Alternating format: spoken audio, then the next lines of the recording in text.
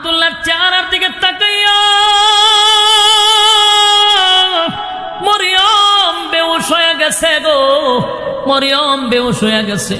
আব্দুল্লাহ চিন্তায় পড়ে গেল, যেই মরিয়ম আমারে দেখলে এত আদর করে, এত মহব্বত করে খানা দেয়, আমারে বসতে দেয়, আজকে আমারে দেখে বেহুশ হয়ে গেল, ঘটনা কি? হুশ ফিরার পরে আবার চিৎকার দিয়ে আবার বেহুশ হয়ে গেছে। 2-4 বার বেহুশ হয়ে গেল। স্বাভাবিক হওয়ার পরে আব্দুল্লাহ বলে, মরিয়ম তুমি না আমারে দেখলে হাসি দিতা, আমারে বসাইতা, খাবার দিতা, আজকে তুমি আমারে দেখে এইভাবে কেন বারবার অজ্ঞান হয়ে যাচ্ছ? কেন তুমি ফিট হয়ে যাচ্ছ, চিৎকার দিচ্ছ?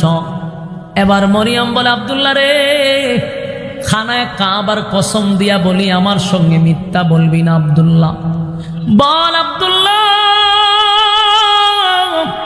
খানায় কাবার কসম কেড়ে বলে, আব্দুল্লাহ বল, তুমি কি বিবাহ করছো? আব্দুল্লাহ তুমি কি বিবাহ করছো? বলে হ, বিয়া করছি।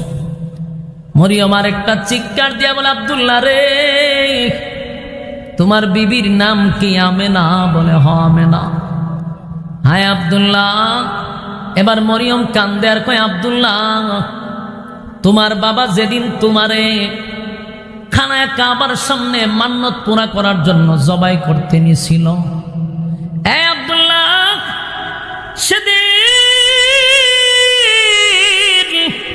80 জন মেয়ে তরবারি লইয়া দাঁড়াইছিল তোমারে বাঁচানোর জন্য।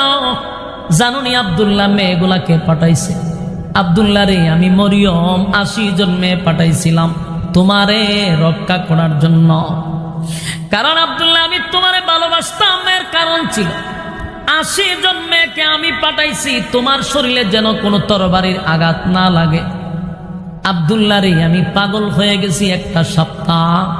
আজকে তোমার চেহারা দেখে আমার আর তোমার প্রতি কোনো আফসোস নাই, আমার কোনো আফসোস নাই। আমি তোমার সৌন্দর্য দেখে বিবাহ বসতে চাই নাই রে আব্দুল্লাহ। আমার তোমার পিছনে বিবাহ বসার একটা কারণ ছিল, আমার বাবা হইল তাওরাতের আলেম। আমি আমার বাবার সঙ্গে মাঝে মধ্যে তাওরাত পড়ি, তাওরাত রিসার্চ করি।